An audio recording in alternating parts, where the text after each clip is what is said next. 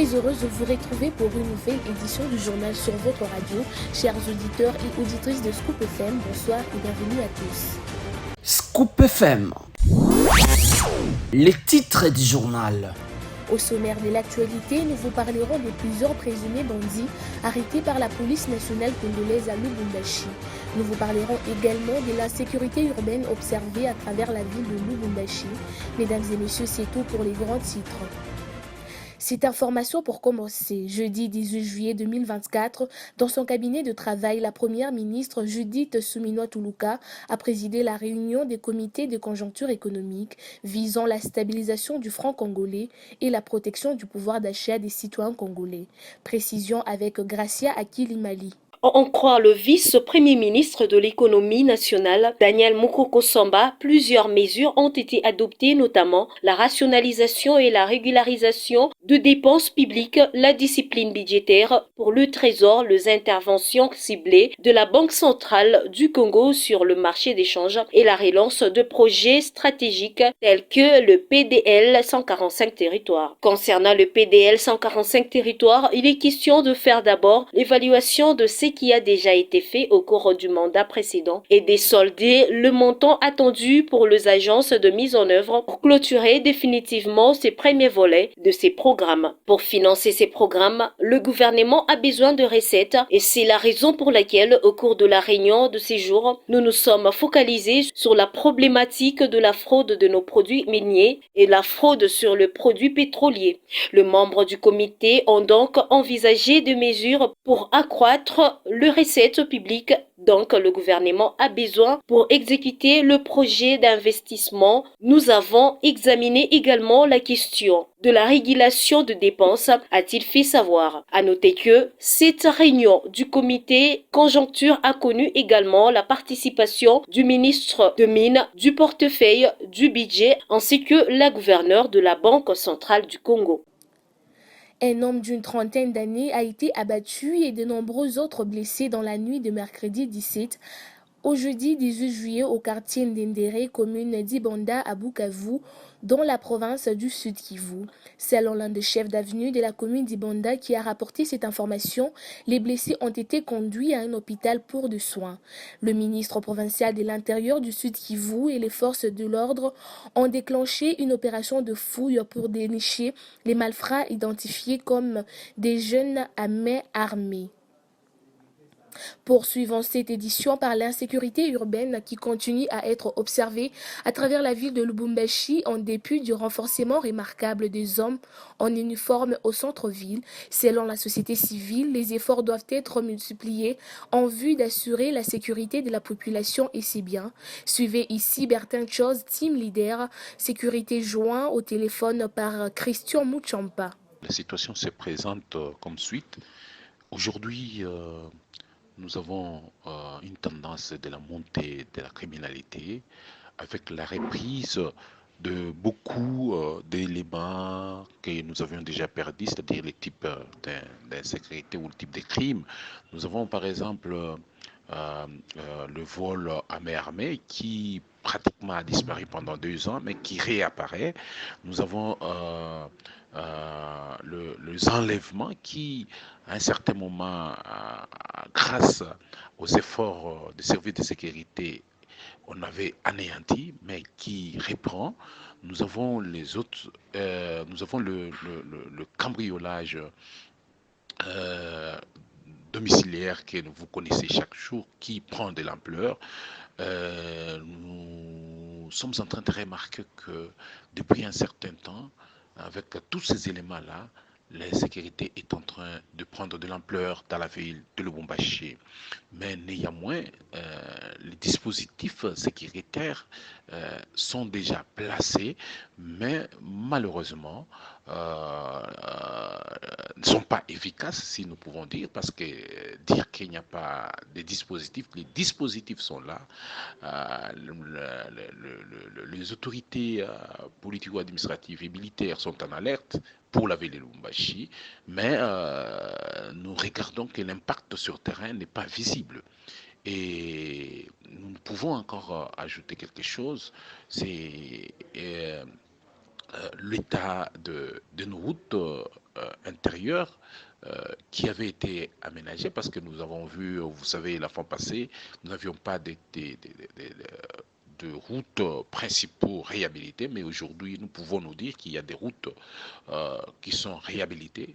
Parlons également des plusieurs présumés bandits qui ont été arrêtés par la police nationale congolaise dans la ville de Lubumbashi, Kasumbalesa et Kolwezi, qui ont été présentés au vice-gouverneur de la province du Haut-Katanga. Ces inciviques volent, violent, extorquent les biens des valeurs de la paisible population. Plus de détails dans cet élément extérieur. 14 présumés bandits des grands chemins ont été arrêtés et présentés ce jeudi 18 juillet 2024 dans l'enceinte du gouvernement des provinces au vice-gouverneur de la province du Haut-Katanga, son Excellence Kazembe Choula Martin, par le commissaire provincial de la police nationale congolaise du Haut-Katanga, le général Odimba Okito Dieudonné. Ces criminels sèment la terreur, la panique, la désolation et le chagrin au sein de la population à travers non seulement les villes de Lubumbashi, Likasi et Kasumbalesa dans la province du Haut-Katanga, mais également dans la province du Lualaba et celle du Tanganyika et en République sœur de la Zambie. Parmi ces malfrats figurent les grands sanguinaires et Tiwer Kalonji, membre actif de la bande de Kabengele et auteur de plusieurs cas de meurtre, dont celui d'un agent de l'ANR lors de leur évasion en 2021 au cachot de la direction provinciale de l'Agence nationale de renseignement du Haut-Katanga. Ces malfaiteurs de mauvais goût, plusieurs fois arrêtés avec sa bande, ils se sont évadés également en 2022 au cachot de la 22e région militaire des forces armées de la République démocratique du Congo à Lubumbashi. La deuxième bande est celle de Mukenge Shai, auteur aussi de plusieurs cas de meurtre, dont celui de l'honorable Mastaki, député provincial élu de Kalemi dans la province du Tanganyika. La troisième bande, composée de Doudou, Ekake, Kazadi et Kabungo, ils sont experts en vol de véhicules. À l'air actif, ils ont déjà volé plus de 25 véhicules dans les villes de Lubumbashi, Likasi et Kasumbalesa. Tous ces bandits ont été arrêtés dans différentes carrières minières dans les Haut-Katanga et dans les Lualaba. Enfin, le dernier groupe est celui qui sème la terreur dans les quartiers Matipisha, Lido, Badolit, Penga Penga et Kalubwe dans les communes de Lubumbashi et Katuba. Ces délinquants opèrent à l'aide des machettes pour stocker les postes téléviseurs, argent, téléphone et autres biens de valeur. Un important lot de chambres à fumer a été également récupéré par les groupes de recherche et d'investigation criminelle de la police présentés à l'autorité par le général Odimba Okito Dieudonné. Au nom de l'autorité provinciale, empêché les vice-gouverneurs des provinces à encourager et féliciter la police nationale congolaise du Haut-Katanga pour le travail abattu. 27 décès sur 197 cas d'accidents de circulation routière ont été enregistrés à Bunia, chef-lieu de la province de l'Ituri, dans le nord-est de la République démocratique du Congo, au premier semestre de l'an 2024, a fait savoir ce jeudi 18 juillet 2024 la police des circulations routières, escadron Bunia. Suivez. Durant la période allant du 1er janvier au 30 juin de cette année, nous avons enregistré 27 cas de morts sur les 197 cas d'accidents de circulation routière enregistrés dans la ville de Bunia, a déclaré le sous-commissaire principal Paulin Tandema, chargé de la sécurité publique de la police des circulations routières, escadron de Bunia. Il a également fait savoir que pendant la même période, 132 cas de blessés légers et 76 cas de blessés graves ont été enregistrés en ce qui concerne les dommages corporels et 106 cas des dommages matériels légers, en plus de 45 cas de dommages matériels graves. Paulin Tandema a soutenu que plusieurs causes sont à la base des accidents, entre autres l'ignorance de la législation en matière de circulation routière, l'excès de vitesse, les mauvais croisements, l'imprudence au volant, le non-respect de la distance entre deux véhicules, le dépassement inapproprié, les mauvais chargements, l'ivresse au volant, le non-respect des feux lumineux, le non-respect du sens de circulation, les refus de se conformer aux injonctions des agents qualifiés pied. Afin de réduire les accidents dans la ville de Bunia, le chargé de la sécurité publique du PCR a émis plusieurs recommandations aux conducteurs des véhicules, notamment suivre une formation adéquate dans des écoles d'automobile, rouler à une vitesse inférieure à 40 km/h dans les zones urbaines et respecter les limites de vitesse pour devenir des conducteurs professionnels afin de prévenir les accidents de la route. La trêve humanitaire de 2 semaines décrétée depuis le 5 juillet dernier a été prolongée pour 15 jours supplémentaires à partir de ce vendredi 19 juillet 2024. La mesure de prolongation a été prise d'un commun accord entre les autorités de Kinshasa et de Kigali, sur proposition et approbation des États-Unis d'Amérique, la société civile de Bweremana. Gaël Mwangala dans ce commentaire. La trêve humanitaire de 2 semaines décrétée depuis le 5 juillet dernier a été prolongée pour 15 jours supplémentaires à partir de ce vendredi 19 juillet 2024. La mesure de prolongation a été prise d'un commun accord entre les autorités de Kinshasa et celles de Kigali, sur proposition et approbation des États-Unis d'Amérique. La société civile de Bweremana, dans le territoire des Masisi au Nord Kivu, s'oppose à cette mesure. Bweremana est cette cité de là où la coalition M23 RDF a signé la violation de cette mesure en larguant des bombes sur des zones habitées par des civils, causant ainsi la mort et au moins 7 personnes et de nombreux blessés enregistrés cette semaine. Pour la société civile, cette trêve permet aux rebelles du M23 de s'y renforcer davantage. Flori Moussangaya, président de la société civile de Bweremana, rappelle aussi la nécessité d'ouvrir un couloir humanitaire qui partirait de Sake jusqu'à Minova en passant par Bweremana et qui permettrait aux humanitaires d'accéder aux déplacés de guerre qui vivent dans la précarité dans cette partie du pays. La société civile de cette cité propose plutôt que les rebelles puissent se retirer des zones qu'ils ont occupées. Ce sont des zones réservées à la population pour la survie.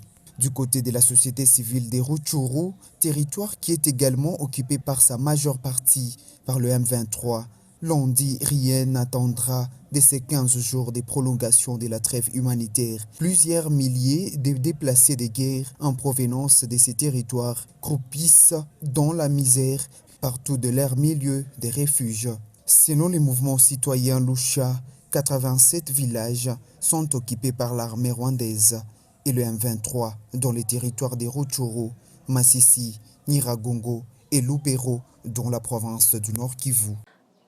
28 personnes constituées des marchands pirates et exploitant taxi-moto, communément appelés motards, ont été repérées et traquées par la commission mixte mise en place par l'honorable Joyce Sotunda Chansa, première citoyenne de la ville de Lubumbashi. Ces vendeurs à la sauvette, constitués d'hommes et de femmes ne respectant pas les mesures prises par l'autorité, ont été présentés à la presse ce jeudi 18 juillet 2024. Ils seront déférés devant la justice. Joyce Sotunda Chansa se bat avec acharnement pour redorer l'image de la capitale copifère. Son combat porte des fruits visibles de jour comme de nuit. Suivez. La traite de marchands pirates et exploitants moto, le jour tout comme la nuit, lancée depuis quelques jours par l'autorité urbaine Joyce Tunda Chansa, a produit des bons résultats au centre-ville de Lubumbashi. Dans une commission mixte conduite par la tridynamique Joyce Tunda Chansa, maire d'intérim de Lubumbashi, qui a fait du terrain sans ses grands bureaux, plusieurs récalcitrants qui ont bafoué les décisions de l'hôtel de ville sont tombés dans les filets de la commission mise en place et ont été présentés ce jeudi 18 juillet 2024 à l'honorable Joyce Tunda Chansa avant d'être déférés devant la justice. Une aubaine pour la première citoyenne de la ville d'attirer encore l'attention de tous les louchois qui s'adonnent au marché pirate ainsi que les exploitants des taxis-motos qui ne respectent pas la délimitation donnée par la mairie de Lubumbashi. Les mesures sont sévères. L'arrêté qui a été signé interdisant le marchand pirate d'exposer le marchandise en plein centre-ville. Alors vous allez constater les jours passés ici au centre-ville, tout le monde se permettait de venir avec le marchandise et exposer tout au long des avenues. Alors, partant de notre arrêté, on a pris la décision de commencer à mettre la main sur le marchand pirate, également aussi prendre leurs marchandises. C'est comme ça ici, vous constatez, on a eu à arrêter au moins 28 qui sont ici présents. Alors, on va les déférer devant la justice. Ici, je lance le message à toute personne qui exerce le marchand pirate au centre-ville de Lubumbashi de cesser. Nous avons des marchés dans la ville de Lubumbashi, ils doivent rentrer dans les marchés. Ils doivent exercer leur opération dans des marchés. On interdit à personne de vendre ces marchandises, mais nous demandons seulement à toute personne qui a besoin de vendre, qui rentre au marché.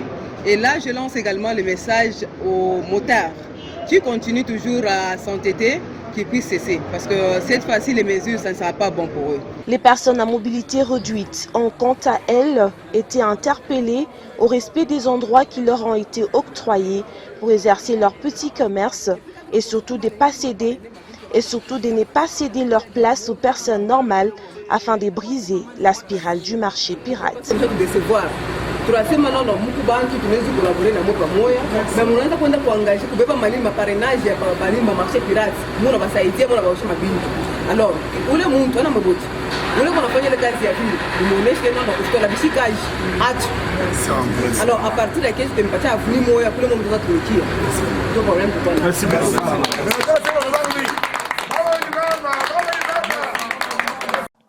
Enfin, pour finir, parlons à présent de l'exécution nationale de l'UDPS Tshisekedi qui vient d'annoncer le retrait de sa confiance en la personne d'Augustin Kabouya qui n'est plus reconnu comme secrétaire général de cette formation politique. C'était au cours d'une matinée politique tenue à Kinshasa. Voici l'extrait choisi par Christian Mouchampa.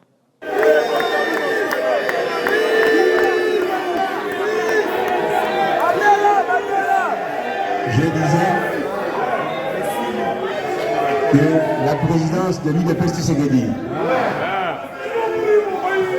parti politique de premier plan, appelle à la responsabilité de chacun et à celle de nos partenaires de l'Union sacrée à considérer qu'à dater de ce jour, l'honorable Augustin Kabouya n'a plus qualité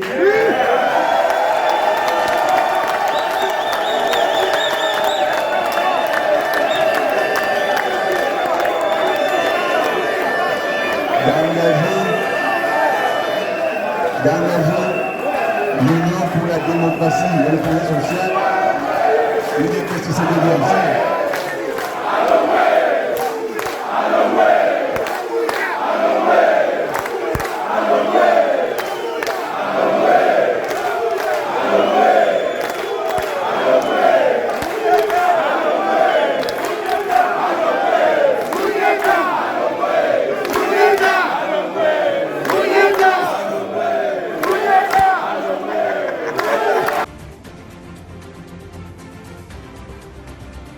Mesdames et messieurs, c'est par ici que prend fin cette édition. Merci à vous tous de l'avoir suivi.